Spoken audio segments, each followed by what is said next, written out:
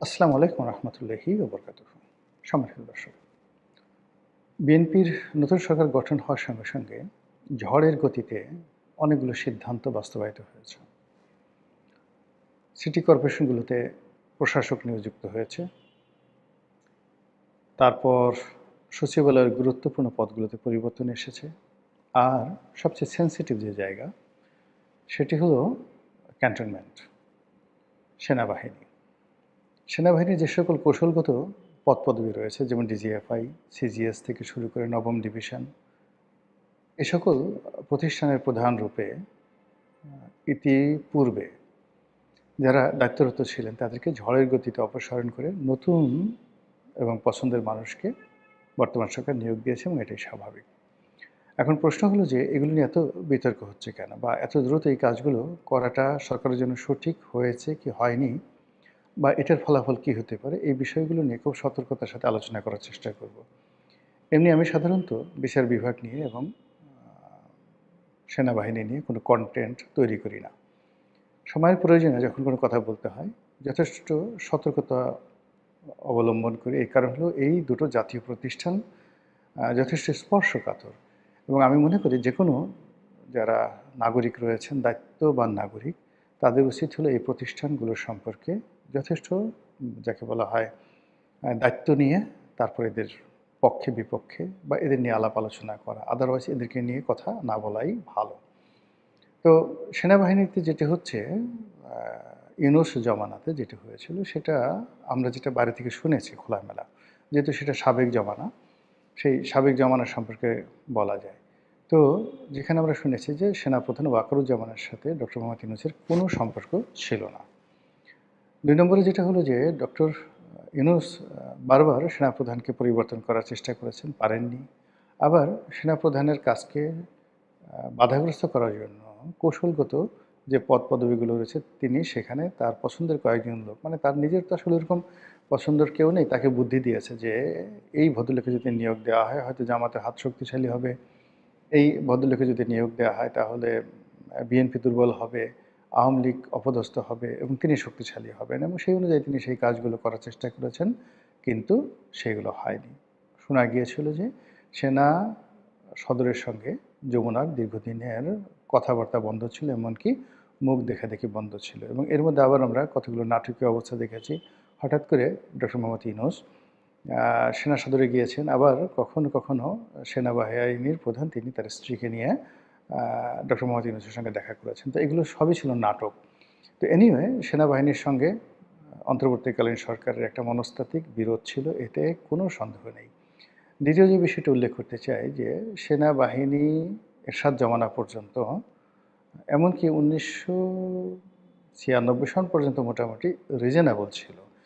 এখানে দলীয় প্রভাব প্রতিপত্তি ছিল না, বাইরের যারা লোকজন আছে তারা সেখানে নাক গলাতো না, এবং ক্যান্টনমেন্ট নিয়ে সেনাবাহিনী নিয়ে কথাবার্তা বলতে গেলে যে কোনো দায়িত্ববান লোক ১০ বার চিন্তা করতেন। এমনকি স্বয়ং প্রেসিডেন্ট বা কোনো মন্ত্রী অথবা সংসদ সদস্য ক্যান্টনমেন্ট নিয়ে কোনো বিরূপ মন্তব্য করতেন না। একবার মাত্র সালাউদ্দিন কাদের চৌধুরী একটি আপত্তিকর শব্দ বলেছিলেন, এটা তার পক্ষে সম্ভব, যে তিনি ঠাট্টা করে বলেছিলেন যে আমাদের সোনা বাহিনী আছে না, সোনা বাহিনী।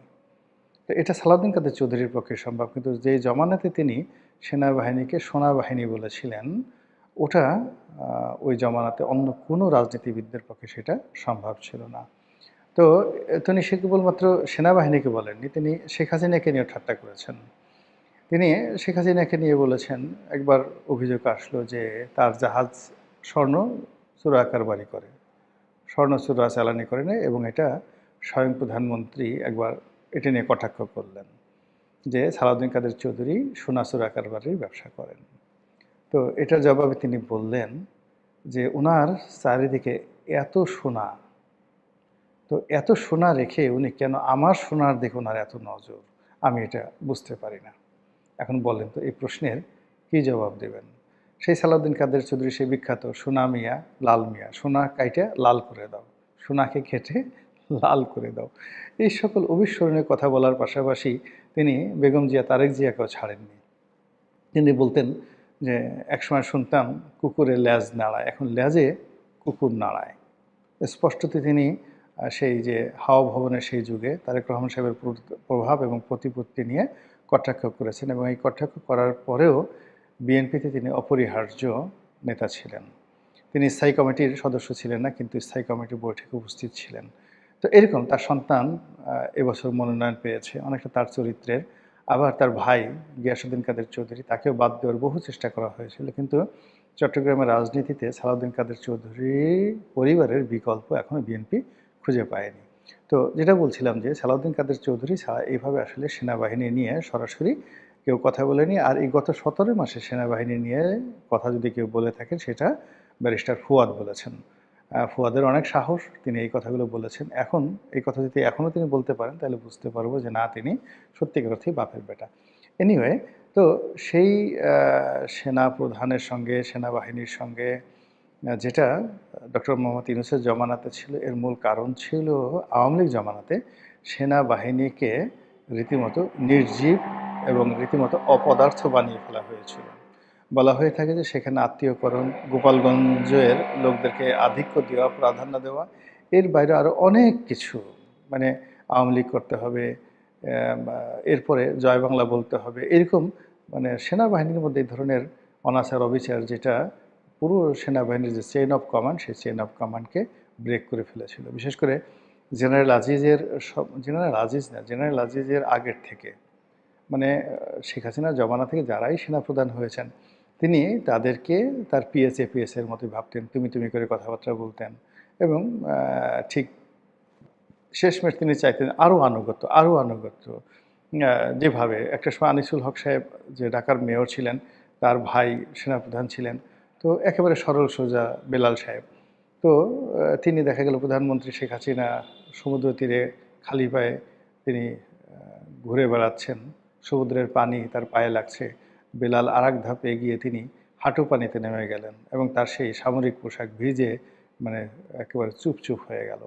এরকম মানে যে যত বেশি নির্লজ্জ হতে পারতো, বেহায়া হতে পারতো, সেটা যে যেখানে থাকুক না কেন, সে রাজনৈতিক আনুকূল্য পেত এবং আমাদের সেনাবাহিনীও সেই আওয়ামী লীগের রাজনীতিকরণ থেকে রক্ষা পায়নি। এই কারণে জেনারেল ওয়াকারুজ্জামান থেকে শুরু করে আওয়ামী লীগ যারা সেনাপ্রধান, সেনাপতি ছিলেন, তাদের সকলের প্রতি বিপ্লবীদের, তারপরে শেষে অন্তর্বর্তীকালীন সরকারের ক্ষোভ ছিল। এবং এই প্রথম অনেক সার্ভিং জেনারেল তারা তাদের কমান্ড ফেলে দেশ থেকে পালিয়ে গেছেন, যেটা এই স্বাধীন বাংলাদেশে কখনো হয়নি। এমনকি 75-এর 15ই আগস্টের সময়টা তো হয়নি। তো এই ঘটনা ঘটেছে এবং তারই প্রেক্ষিতে যখন জনাব তারেক রহমান সাহেব ক্ষমতা আরোহণ করার পরে সবাই বলে থাকেন যে এই নির্বাচন হওয়ার পেছনে, তারেক রহমান সাহেবকে দেশে আনার পেছনে এবং দ্রুত তাকে প্রধানমন্ত্রী বানানো বা তার হাতে ক্ষমতা হস্তান্তর করার ক্ষেত্রে জেনারেল ওয়াকারুজ্জামান শক্ত ভূমিকা নিয়েছেন। আদারওয়াইজ ডক্টর মোহাম্মদ ইউনূস কোনো অবস্থাতেই নির্বাচন এত সহজে হতে দিতেন না। দ্বিতীয়ত, নির্বাচনের পরে যে সকল জটিলতা তৈরি করার চেষ্টা করা হচ্ছিল, যেমন বলা হচ্ছিল যে কনস্টিটিউশনাল অ্যাসেম্বলি হবে, তারপরে সংসদ সদস্য যারা নির্বাচিত হয়েছেন তারা দুটো শপথ নেবেন, প্রথমে তারা কাজ করবেন সংবিধান সংশোধন করা এবং জুলাই সনদ বাস্তবায়ন করা, তারপর তারা সংসদ সদস্য হিসেবে দায়িত্ব পালন করবেন। এই সকল পরিকল্পনা ভেস্তে গেছে, সকল পরিকল্পনাকে নস্যাৎ করে দেওয়া হয়েছে। মনে করা হয় এটি জেনারেল ওয়াকারুজ্জামান এবং তার যারা সঙ্গী সাথীজন, তারা এই কাজ না করলে হয়তো ডক্টর মোহাম্মদ ইউনূস এত সহজে ছাড় দিতেন না, আলী রিয়াজরা এত সহজে ছাড় দিতেন না। দ্বিতীয়ত হলো যে এই সংসদ নির্বাচন হওয়ার পরেও ডক্টর মোহাম্মদ ইউনূস কতদিন ক্ষমতায় থাকবেন এটা নিয়ে একটা ধোঁয়াশা ছিল। কিন্তু তড়িঘড়ি করে তারেক রহমান সাহেবের শপথ গ্রহণ করা, মন্ত্রিপরিষদের শপথ গ্রহণ এবং মন্ত্রিপরিষদ গঠন, সব মিলে যা কিছু হয়েছে সেখানে ক্যান্টনমেন্টের একটা বিরাট ভূমিকা ছিল এবং সঙ্গত কারণে ওয়াকারুজ্জামানের একটা বিরাট ভূমিকা ছিল। এখন যাদেরকে নিয়োগ দেওয়া হয়েছে, আমি সামরিক বিশেষজ্ঞ নেই এবং ক্যান্টনমেন্ট সম্পর্কে, সেনাবাহিনী সম্পর্কে আমার ধারণা খুব অল্প।